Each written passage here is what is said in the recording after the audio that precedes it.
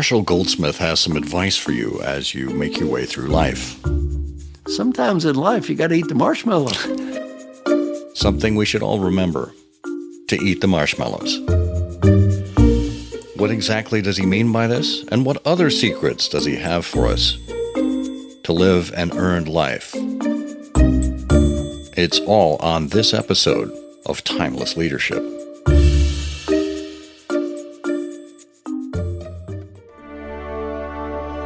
This is Timeless Leadership, where we explore the values and principles that drive extraordinary leaders. We look for the timeless virtues that are just as relevant in the 21st century as they were in the first century. Universal truths that will help make us better versions of ourselves.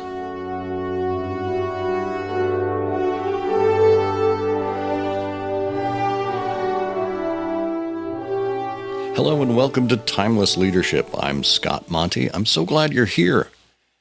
If you aren't already subscribed to the Timeless and Timely newsletter and the podcast, please do yourself a favor, do me a favor, and hit that subscribe button now. And if you wouldn't mind telling other people about the show, either by leaving us a rating or review in Apple Podcasts, or simply by the power of your unique voice, I'd really appreciate that. It all stands in service to making you a better version of yourself. I'm excited to share today's interview with you because Marshall Goldsmith has long been a hero of mine. He's an executive coach, as you're going to learn, and he actually coached a leader I worked with, Alan Mulally. And when I consider the impressive leader that Alan became, I have to imagine that Marshall Goldsmith had something to do with it. And he'll talk about that a little bit in our interview. But as you're looking to improve your leadership style, maybe just improve who you are as a person, I found that what Marshall shares in The Earned Life, his latest book, is really a guide, a recipe book of sorts for how you can take the time to focus on the things that matter most to you, and quite frankly, that line up with your purpose and meaning in life. Things that perhaps we don't take the time to reflect on often enough. So go on this journey with me with Marshall as we explore the earned life.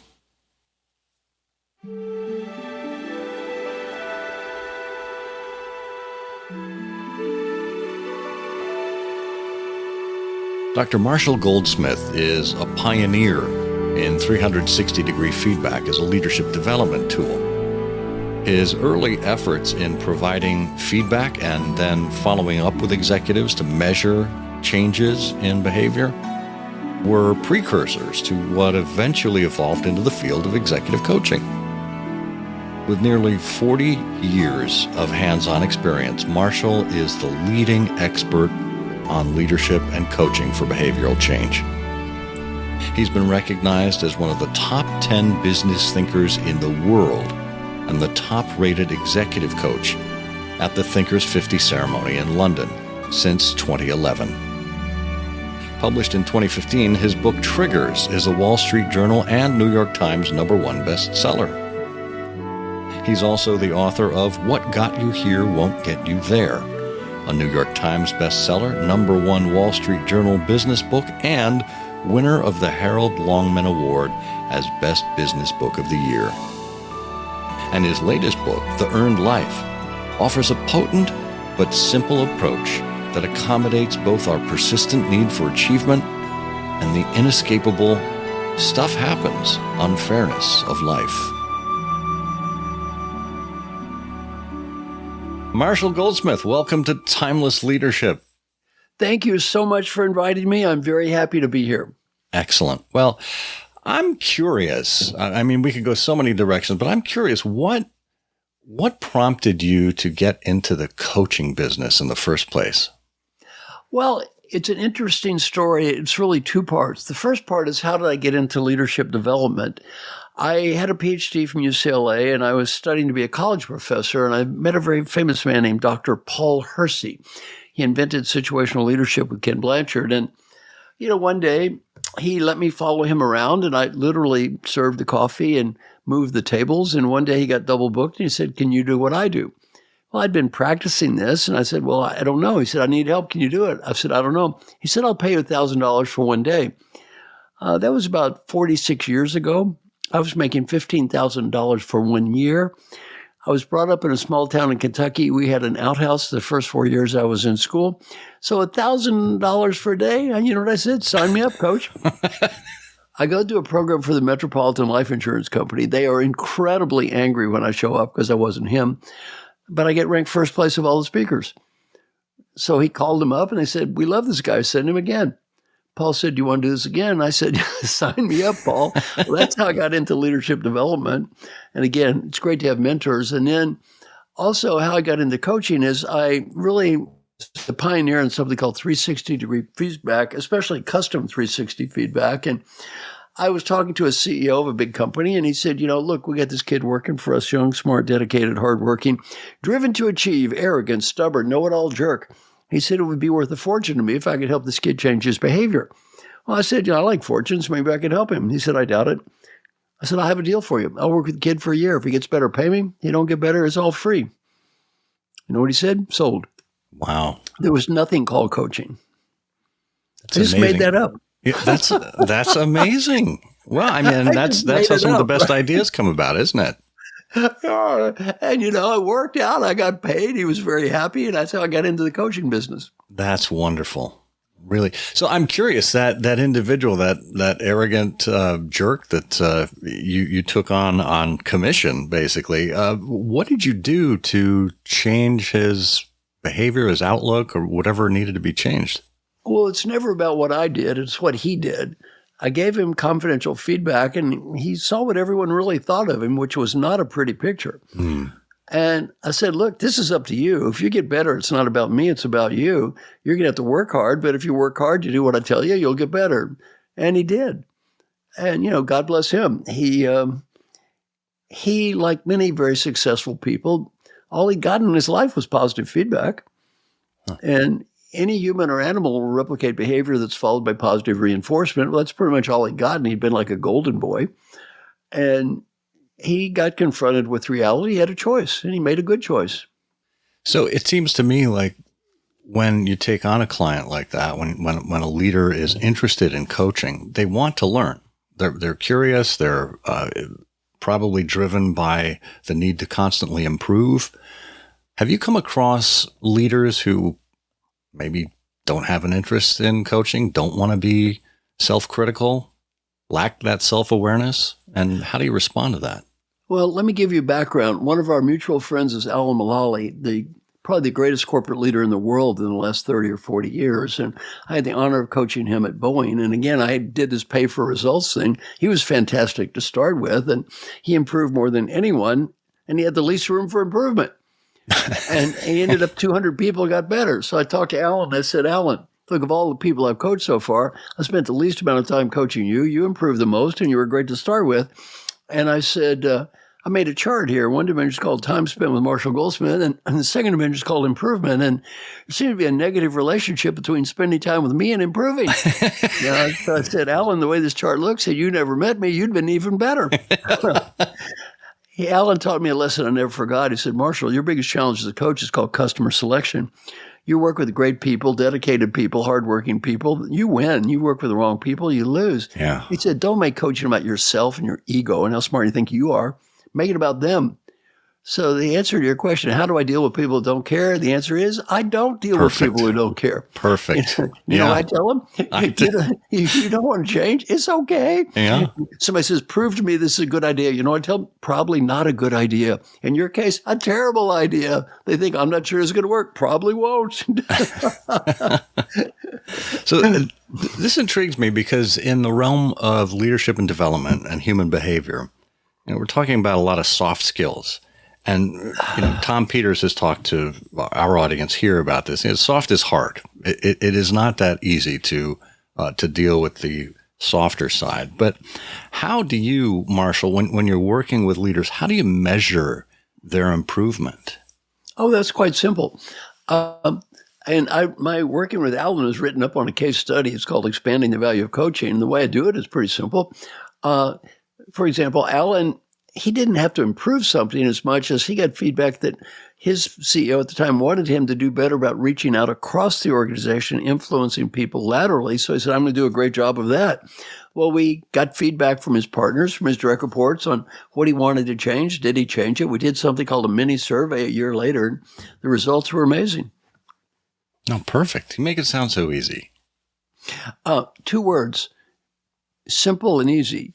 What I teach is very simple. It's far from easy. I like how you've actually brought that concept into the earned life. And the subtitle of the book is Lose Regret, Choose Fulfillment. And I think what I've seen from a lot of people over the course of the last half decade or so is particularly them dwelling on things that they wish they had done differently in the past. And they regret things. And it could be small things or it could be significant things that change the direction of their lives. So talk to us a little bit about how you approach the concept of regret and how people might try to avoid it. Well, I think it's very important first to look at what matters in life. What really matters in life, and there aren't 1,000 things that matter. If you look at what matters, first I'll take the stuff I don't talk about in the book. Well, you need to be healthy. The book is not a book on how to be healthy, physically healthy, but that's important. You need to have great relationships with people you love. That's very, very important.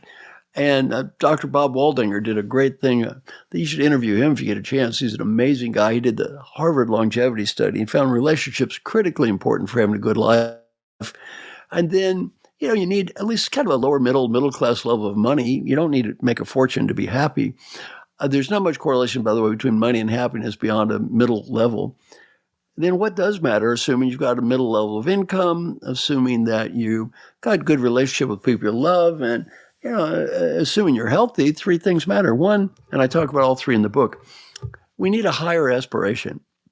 What is the answer to that great question? Why? What is the purpose of doing this? I mean, people are out there working incredibly hard. Why are they working so hard? What is the purpose? The second thing we need is we need achievements that are aligned with our aspirations. We need ambitions which are connected to these achievements. And those are aligned with that sense of aspiration. So we're working hard, we're doing something important, and we're doing a good job of it. There's a reason why. And then finally, it's our day-to-day actions. We need to enjoy the process of life itself, be involved in the process of life itself, and not like we're practicing for something that's going to happen later. So to the degree our actions, our day-to-day behaviors, and our ambitions, which are our achievements, and our aspirations, our higher purpose are aligned, we're probably going to have a great life. I like that. I like that a lot. And it seems to me like, at least from what I've seen, a number of people who are not focused on those actions, focused on the present, they're stressing out about 2 things. They're beating themselves up over something that has or hasn't happened in the past, and they're anxious about what might happen in the future.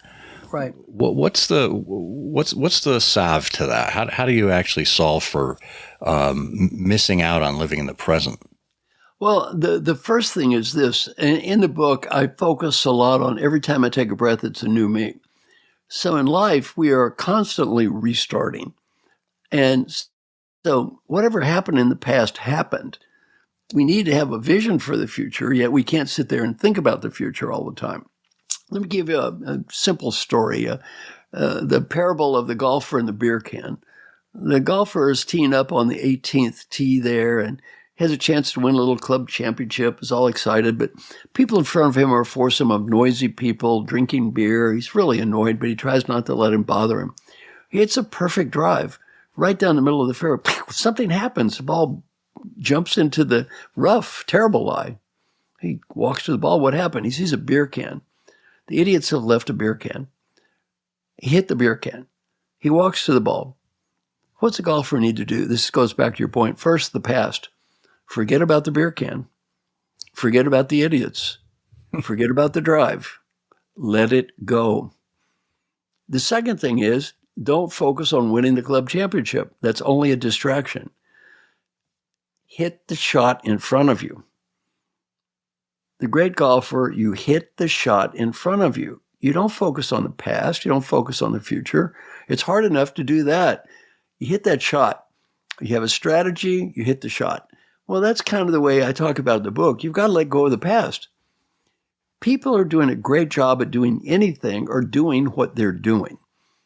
We mentioned our friend Alan. Why is he so great? Well, he wasn't pretending to be the CEO of Ford or acting like a CEO. He was the CEO of Ford. He wasn't pretend to be a leader. He is a leader. He was being him. He's very real in that professional role. Well, great people at anything are doing what they're doing. They're engaged in the process of what they're doing. They're not trying to be somebody else. They're being who they are in that moment, in that job, in that role. Yeah.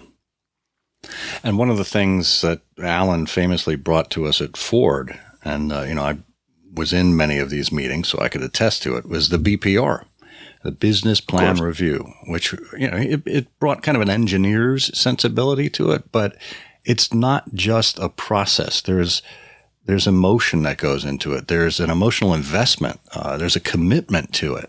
It's a culture, not just a process. And what you've done in the book, which I love, is you've taken Alan's BPR concept and applied it to life. And you've got an LPR. What's that all about? Well, the LPR is something we really started over the COVID period. And the people who are in it are not a secret. Their names are in the book. We wanted to get 60 incredibly diverse, great leaders from around the world. And every week they would review their lives. So the BPR, you talk about the business side. Well, we talk about life, which could be work, family, health, whatever. And then every week people would talk about how they did. They talk about their challenges. They talk about their strength. They answer daily questions. They talk about their scores. And then we practice something called feed forward, where they would ask for advice. And then they sit there, listen, shut up, say thank you, and repeat the process. Well, people loved it because, one, they're being helped, but two, they're not being judged. And they loved having this support group of people who are there to help them. There's another saying, it's lonely at the top. It used to be lonely at the top. Today it is lonelier at the top.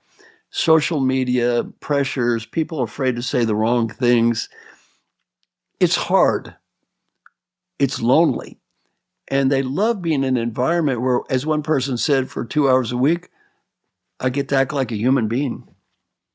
And I think that's key. It's really about this sense of contributing and being present for it. And the one thing, and I've struggled with this myself, Marshall, one thing that you identify is the difficulty people have in asking for help. And it's seen as a weakness in some cases. How can we get over that? Well, again, I don't want to overuse Alan, but he's a great role model. He had a saying, when he's asked for a suggestion, he would say, is there anyone else in the Ford Motor Company can answer this question better than I can? If there is, maybe I shouldn't be talking right now. Well, that's to me not a mark of weakness, it's a mark of wisdom. He's a smart guy. If he's the CEO who said, this is my suggestion, people would do it. No matter how idiotic, they would do it anyway. Why? He's the CEO. Well, I teach all my clients to get in the habit of asking for help, asking people, how can I be a better? And by the way, not just at work, at home. How can I be a better friend, a better family member? How can I be a better husband, a better wife, better partner? How can I be a better parent? In one of my classes, a woman told a story about, she asked her mother, how can I be a better daughter? And her mother said, Dad's dead, and I live alone in the country, and every day I take a long walk up the mailbox, and there's nothing in the mailbox that makes me lonely. She said, she started sending her mother little pictures and cards every day. Well, what did that mean to her mother? Everything. What did it cost her? Nothing. And she said the last thing her mother said before she died was, thank you for doing that. Well, it's a great example of just asking, how can I be better? And it was a great thing for her mother. If your parents are alive, it's a great thing to do for them. Number two, it's great for her. Number one regret kids have when mom and dad dies, why did I thank her for all they did to help me? Why was I judging them? And number three, she had little kids. A great message for her children of how to treat her. So I think it's great to get in this habit of asking, how can I be a better, not just at work, though, at home and all the people that you love. I get a sense that you went through that process yourself. You just left a home of more than 3 decades on the West Coast, and you've relocated to Nashville. Yes, I just relocated to Nashville, and I love it here. It's really a lot of fun. My daughter Kelly is a professor at Vanderbilt, chairman of the marketing department, and I've got a couple of grandkids and a son-in-law here, so it's very nice. Oh, they must be so thrilled to have you nearby. Yeah, it's very nice. That's wonderful. So, we've got the process down, the life plan review. What does that take? And not only being vulnerable, asking for help, but when you're doing a review like that, when you're taking that kind of Buddhist approach that every breath is a new you, what does it take to really take stock of and be self-aware and do that kind of daily improvement? Let me give you what I'd consider to be one of the greatest realizations that I had in that process. My friend Mark Thompson, who did it with me, had, and a lot of participants, and that's this. I mentioned these 3 variables are aspirations, our ambitions, and our day-to-day actions. If you look at the history of the world, some people have been stuck in the aspiration level. They're very thoughtful. They come up with deep and profound ideas, but they don't do much to implement on these. And if not, maybe they don't really love people very much, but they're good at living in their heads. Well, that's overweighting on that aspiration phase. So most of humans are the opposite end of the scale. They overweight on the action phase. They live day-to-day lives. They play video games. They eat. Our ancestors were poor people. They didn't have time to focus on these higher order things. They just basically stayed alive, and that's most people today. The people listening to this podcast, listening to us, people I coach, have neither one of those problems. Everyone listening to me right now, my guess is that their biggest challenge is they're lost in achievement, addicted to achievement. And we come up with this totally misguided belief that if I achieve, I will be happy. That's the great Western disease. I will be happy when I get the money, status, BMW, condominium. I will be happy when, the great Western disease. One of the guys in our group is Safi Bacall. And Safi said, I finally realized, he's a scientist, he's a brilliant man. He wrote a book called Loonshots. He said, I finally realized happiness and achievement are independent variables. Be happy to be happy and achieve to achieve, but don't think they're the same thing. I said, Safi, I'm so glad you realize this. You already have a PhD in physics from Stanford. You've written a New York Times bestselling book. You've made millions of dollars. You started 4 businesses and consulted to presidents. If that is not enough achievement to make you happy, you really think a little more is going to get it over the line? He said, you're right. It's not. It's not going to make any difference. Well, very important for the people I work with who are mega achievers, not to become addicted to achievement. In the Bhagavad Gita, the great history book of philosophy, of Hindu philosophy, a key point it makes is never become fixated on outcomes or results for 2 reasons. 1, you don't control the outcomes in many cases. Many variables are involved. But 2, what happens after you achieve the results? How much long-term satisfaction and happiness that bring? A week, a day, a month? Not much. I mean, extreme example, Michael Phelps, 25 gold medals. What do you think about doing after winning number 25? Killing himself. Well, you can't achieve your way into happiness. Or, a good client of mine, a great example, Albert Bourla, the CEO of Pfizer. I mean, pretty impressive guy. Wrote one of the endorsements in my book there. And, Albert, I called him up a few years ago. How's it going? Hey, pretty good. Came up with that cure for COVID. That was very impressive. I said, Albert, saved my life probably. Thank you so much. And stocks an all-time high and employee engagement. He went on and on. I said, Albert, what's your problem? He said, next year. I said, if his worth as a human being is he has to achieve more than he did that year, he'll never be happy. He'll never do that much again. You don't want him to be that much again. You don't want another pandemic, right? Well, we need to learn to do 3 things. 1, it's fine to achieve, but enjoy the process of life itself and never think achievement is going to lead to this place. There's a great books always have a certain type of book has the same ending, and they lived happily ever after. Unfortunately, that's called a fairy tale. That's not the real world. In the real world, as I talk about, you start over every day. There's no happily ever after. There's no place you're going to get to and be happy for eternity. That's not the way the world works. Every day we start over. Every day it's a new me. And so I think really important to focus on all three of these things. What's my purpose? Am I achieving something related to that? And am I enjoying the process of life itself? Am I happy while I'm doing this? Yeah, that is so critical. And, as you say, these temporary achievements are just that. They're temporary. There's a sense of impermanence to our lives that I don't think we reflect on enough. I completely agree with you. And one of the parts of the book I like the best is a chapter about the marshmallow research. There's this fascinating research study involving marshmallows at Stanford University. You take a kid, you give the kid one marshmallow, say, kid, if you eat one, you get one. But if you wait, two marshmallows for you. Well, allegedly, they did this longitudinal research, and the kids that eat one become losers. The kids that eat two all become successful. And the message is delayed gratification is good. Almost every self-help book, what does it say? Delayed gratification is good. Work out more. Go on the diet. Delayed gratification, good. There's only one minor problem with the research. They didn't take the kid that had two marshmallows and say, kid, wait a little bit. 3. Let's wait some more. 4. 5. Keep waiting. 10, 100, 1,000. And where does the story end? An old man sitting in a room waiting to die, surrounded by thousands of uneaten marshmallows. Mm. Sometimes in life, you got to eat the marshmallow. That's a great takeaway. If you've never... If all you do in life is delay gratification, you know what you get a lot of? Delay. You know what you get very little of? Gratification. There you go. Wow. I mean, again, it's simple to understand.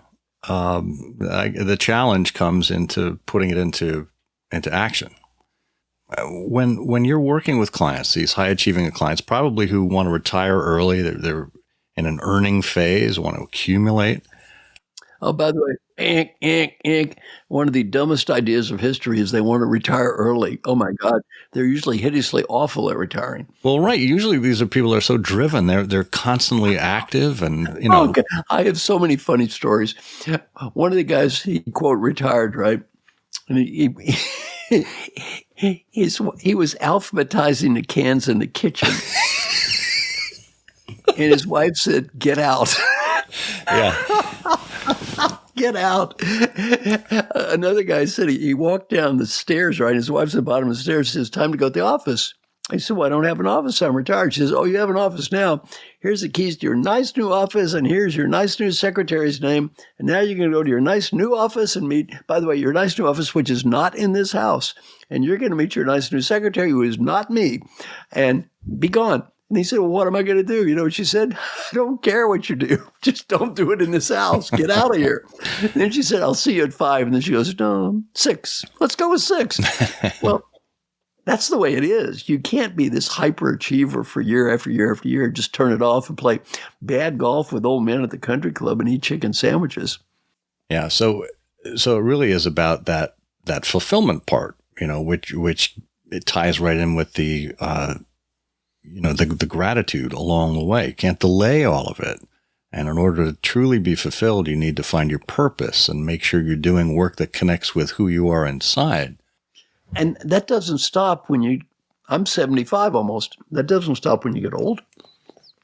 Well, here we get into the realm of the next phase of your legacy, Marshall. The Marshall bot. What is that all about? Oh, I'm very excited. As you know, I try to give away as much as I can. So all my material, you can go online, copy, share, download, duplicate, using church, charity, nonprofit. Use it any way you want. Send me an email, marshall@marshallgoldsmith.com. I always send everybody anything they ask for. So I just try to help people have a little better life. Well, one thing that's coming up is Marshall Bot, which I love. I am the only human I know who's developing his own AI computer bot. I'm training it in everything I know, and it's going to be available for free. Ultimately, the goal is to have an available text version, audio version, and finally video version. And it's going to be trained to answer any question you would ask me as best I can. And right now, it can answer about 75% of all the questions asked better than I can. That's impressive. As judged by me. Yeah. It's amazing. It's amazing.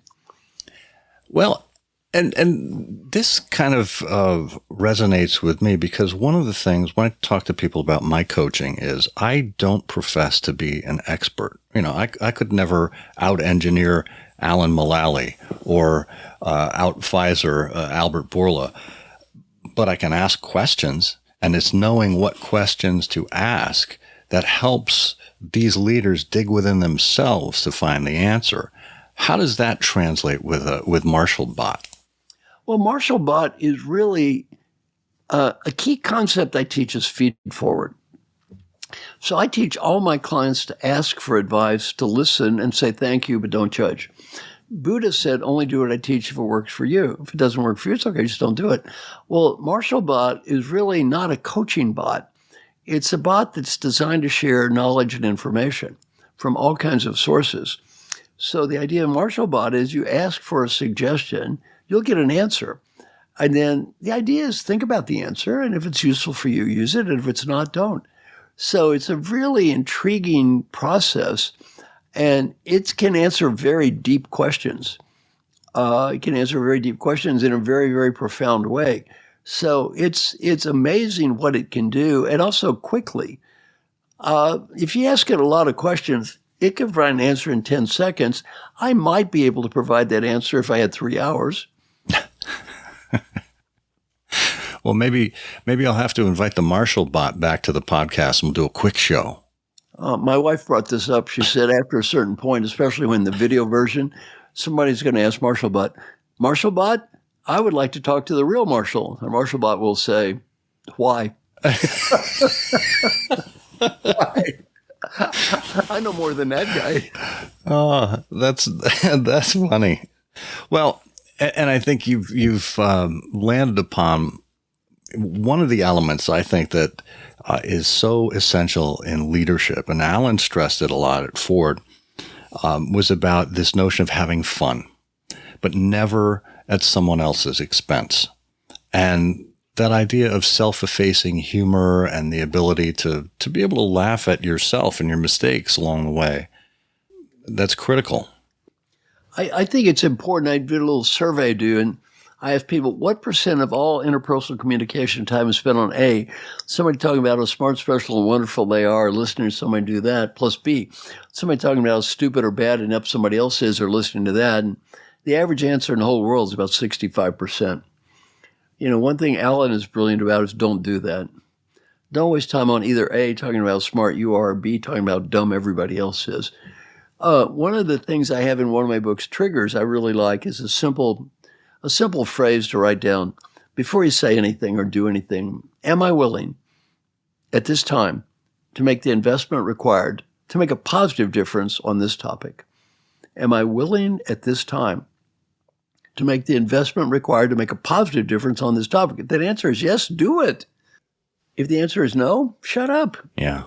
Put your time and energy where you will make a positive difference. Peter Drucker taught me, we're here on earth to make a positive difference, not to prove how smart we are, not to prove how wrong we are. Yeah, that is so critical. I wish more people did that. And, it's interesting because it goes back to something I remember as a young child. And positivity is associated with kindness. And I always remember Mr. Rogers saying, what would be the kindest choice? We all have choices. And if you can't make a kind choice, or like my parents taught me, if you can't say something nice, don't say anything at all. It's that simple. Well, and I think some people might say, well, that's soft and fluffy. Well, I don't think the stock price of Ford went up from $1.01 to $18.40 because Alan was soft and fluffy. It went up because he established a very positive, helpful culture, and people got stuff done. Yeah. And that was the amazing part. Alan and I left about the same time, and we've watched what's happened afterwards. And the process is still in place, but I don't think the culture is quite the same. as when Alan left it. And it's not that there was a cult of personality, but he was there to really drive a lot of it. And my experience is when Alan was in charge, you didn't want to disappoint him. It was like your dad or your uncle or your grandfather. You wanted to please him. And it made you happy to see him happy. Right. And I think that was the difference. Yeah, he's an amazing person. And another great leader I put in his classes was Frances Hesselbein. Oh, yeah. He died recently at 107. And Peter Drucker said the greatest leader ever met. And she also, I knew her for 40-something years. I never saw her be negative or angry at once, ever. Yeah. By the way, same with Alan. I've known Alan I knew him when he was at Boeing. So I've known him for 30 years. And how many times have I ever see him get angry, lose control? Zero. He doesn't do that. He's a very disciplined person. Frances, a very disciplined person. And she was always very thoughtful before she would speak. It's like she didn't think about herself. She always thinking about the other person, which is amazing. Yeah. Well, it's a true talent. So, Marshall, any last words of wisdom from the non-Marshall bot, or the Marshall non-bot, I should say, about what it takes to earn a life? I always like to finish with my favorite advice for everyone, which is take a deep breath. Imagine you're 95 years old and you're just getting ready to die.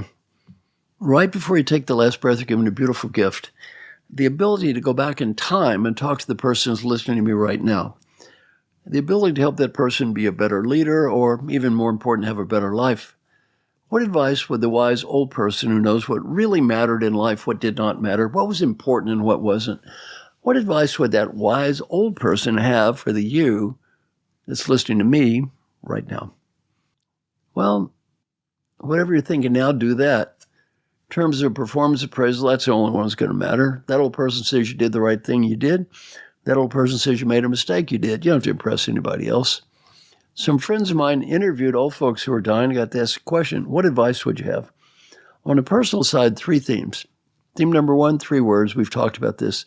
Be happy now. Not next week, not next month, not the I'll be happy when. Life is short. Be happy now. Don't get so wrapped up looking at what you don't have, you can't see what you do have. Number 2 is friends and family. Never get so busy climbing the corporate ladder we forget the people we love. Big mistake. And number 3, if you have a dream, go for it. Don't go for it when you're 40. You probably won't when you're 80. Business advice isn't much different. Number 1, Alan, Frances, great role models. Life is short. Have fun. Number 2, do whatever you can do to help people. And the main reason to help people has nothing to do with money or status or getting ahead. The main reason to help people is much deeper. The 95-year-old you is going to be proud of you because you did, disappointed if you don't. And a final advice, go for it. The world's changing. Do what you think is right. May not win. At least you tried. Old people, we seldom regret the risks we take and fail. We regret the risk we fail to take. And finally, thank you so much for inviting me. And as I've grown older, my mission in life is pretty simple. Just try to help people have a little better life. And maybe if a few people listening to us on this podcast have a little better life based on anything that we've said, it's a good use of my time. Wow. Generous and wise, as always. Thank you so much, Marshall Goldsmith. Thank you for inviting me. Again, simple but profound advice. Enjoy yourself, be considerate to other people in your life, and go for it. It's worth sitting with that last one and remembering how Marshall put it. We seldom regret the risk we take and fail. We regret the risk we fail to take. The hard part is putting all of this into practice. If you'd like some help putting behavioral changes into place yourself, please drop me a note at coaching@scottmonty.com or use the contact page on my website. I'd love to help you develop and determine your aspirations and figure out how to take steps to align your actions to your achievements. Until we're together again, remember, when you inspire others to learn more, dream more, do more, and become more, that's an earned life, and it's timeless leadership. I'm Scott Monty. There's so much to learn.